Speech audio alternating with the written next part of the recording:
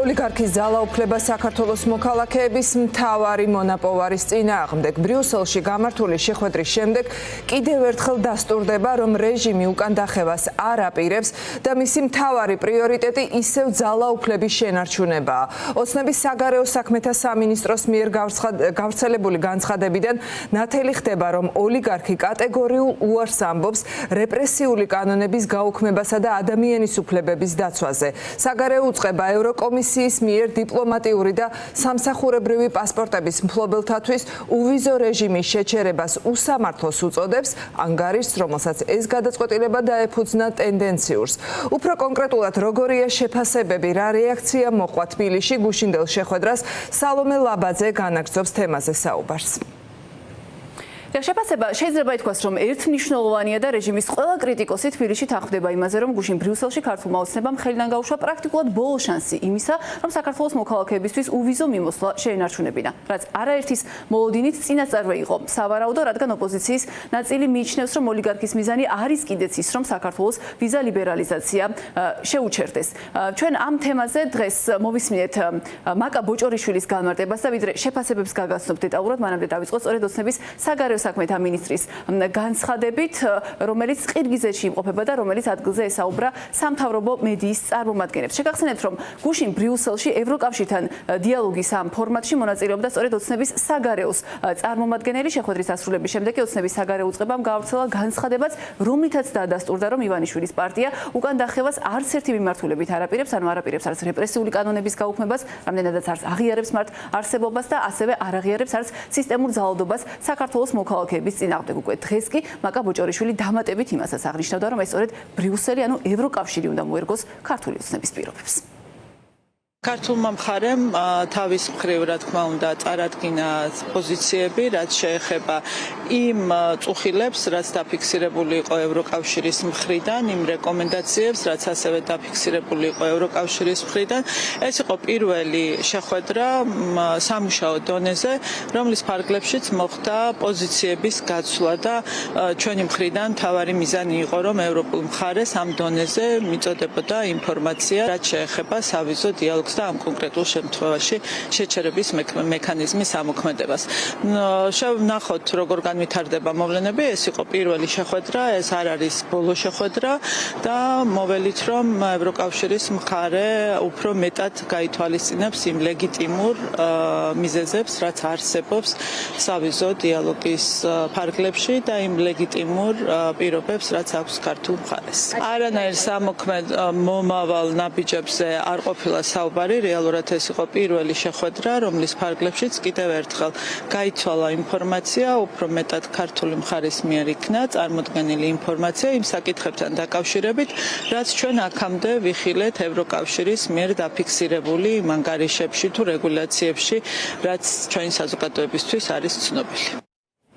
როგორც მოისმინეთ საკუთარ კომენტარში, მაკა ბოჭორიშვილი, ანუ ოცნების საგარეო საქმეთა მინისტრი, აღნიშნავდა, რომ გუშინ ბრიუსელში გამართული შეხვედრა იყო მხოლოდ პირველი და მოსალოდნელია მსგავსი შინაარსის სხვა შეხვედრების გამართვაც. რადიო თავისუფლების წყარო კი ამ თემასთან დაკავშირებით აღნიშნავს, რომ ეს არის ბრიუსელისთვის თბილისის შეთავაზება, ანუ სწორედ ქართული ოცნების სურვილია ის, რომ გუშინდელ შეხვედრას მოყვეს გაგრძელებას. უფრო კონკრეტულად კი ოცნების სურვილია, რომ დიალოგი გაგრძელდეს უფრო მაღალ დონეზე, რაც შესაძლოა გულისხმობდეს პროცესში უკვე მაკა ბოჭორიშვილის ან სულაც ირაკლი კობახიძის მონაწილეობას. მეორე მხარეს კი ევროკომისიას ალბათ ქართული ოცნების სურვილით უკვე ევროკომისიის უმაღლესი წარმომადგენლები უნდა წარმოადგენდნენ. ანალიტიკოსები კი ამბობენ, რომ ქართული ოცნების ამ ცდილობის მიზანი არის არა ვიზა ლიბერალიზაციის გადარჩენა, არა ის, რომ საქართველოს მოქალაქეებს როგორმე შეუნარჩუნოს ამ პარტიამ სწორედ მოქალაქეების მონაპოვარი უვიზო მიმოსვლის სახით, არამედ ქართული ოცნების ჩანაფიქრი ახლა არაერთი ანალიტიკოსის შეფასებით სავარაუდოდ არის ის, რომ ვიზა ლიბერალიზაციის გაუქმება, რაც ამ დროის მონაცემებით და იმის გათვალისწინებით, რომ ოცნება პოლიტიკის შეცვლას არ აპირებს, დაბრალდეს ევროკავშირს და არ აბიძინა ივანიშვილს.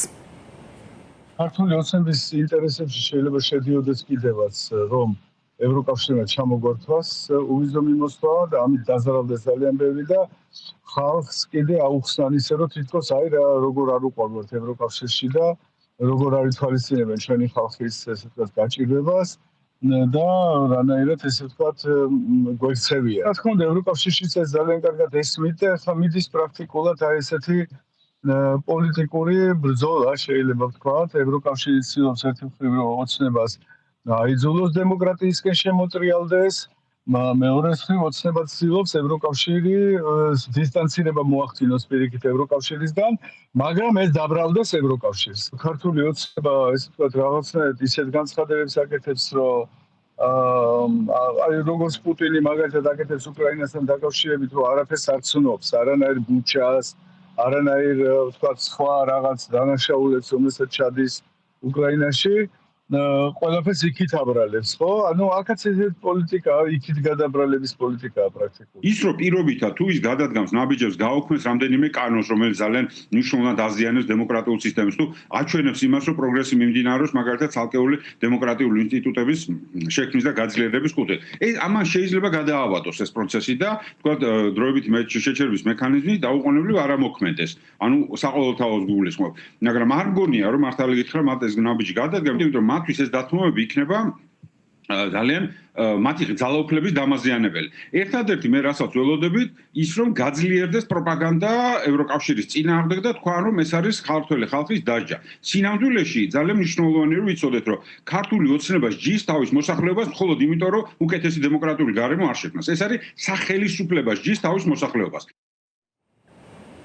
როგორც უკვე გითხარით, გუშინდელი შეხვედრის დასრულების შემდეგ საგარეო საქმეთა სამინისტრომ გაავრცელა განცხადება, რომელშიც აღინიშნა, რომ ივანიშვილის პარტია არც ერთი მიმართულებით უკან დახევას არ აპირებს. ამ განცხადების გარდა კი ყურადღებას ასევე იქცევს რადიო თავისუფლებისთვის ევროკავშირის ერთ-ერთი მაღალჩინოსნის მიერ მიწოდებული ინფორმაცია, რომელიც ამ შეხვედრას, ანუ ბრიუსელში გუშინ გამართულ დიალოგს ევროკავშირსა და საქართველოს შორის, სადაც საქართველოს წარმოადგენდა ქართული ოცნების საგარეო საქმეთა სამინისტროს ერთ-ერთი მაღალჩინოსანი უწოდებს უნაყოფოს არა და არაერთი შეფასებით, სწორედ ეს შეხვედრა იყო ერთგვარი ბოლო გაფრთხილება ივანიშვილის პარტიისთვის და ბოლო შანსი იმისთვის, რომ ამ პარტიას ეჩვენებინა ევროკავშირისთვის, რომ ის განიხილავს გარკვეულ ცვლილებებს საკუთარ პოლიტიკაში და ზრუნავს იმაზე, რომ საქართველოს მოქალაქეებს შეუნარჩუნდეთ უვიზო მიმოსვლა. ახლა კი როცა ცხადია, რომ ივანიშვილის პარტია უკან დახევას არ აპირებს, ანალიტიკოსები ამბობენ, რომ შესაძლოა უკვე რამდენიმე თვეში საქართველოს მოქალაქეებმა უვიზო მიმოსვლა დაკარგონ. შესაბამისი კენჭისყრა 2027 წლის იანვარში გაიმართება და აქვე გეტყვით, რომ ამ გადაწყვეტილების მიღებას დასჭირდება